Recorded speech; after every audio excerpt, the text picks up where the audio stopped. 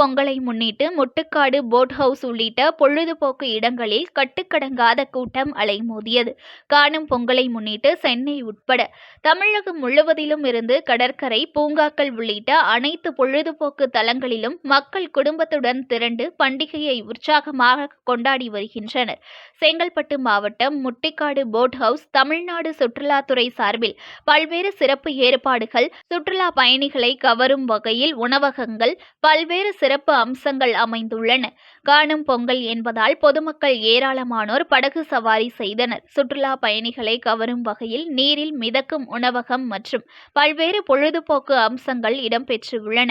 இதனை காணும் பொங்கலை முன்னிட்டு ஏராளமான சுற்றுலா பயணிகள் குவிந்தனர். போக்குவரத்து சீர் செய்ய காவல்துறையினர் அங்கங்கே முகாமிட்டு உள்ளனர். ஆனால் போக்குவரத்து நெரிசல் குறையவில்லை. மக்கள் அலைமோதும் முக்கிய இடங்களில் மாமல்லபுரம் மற்றும் கோவளம், முட்டுக்காடு பகுதி, சுற்றுலா உள்ளிட்ட இடங்களில் கூட்டம் அலைமோதுகிறது.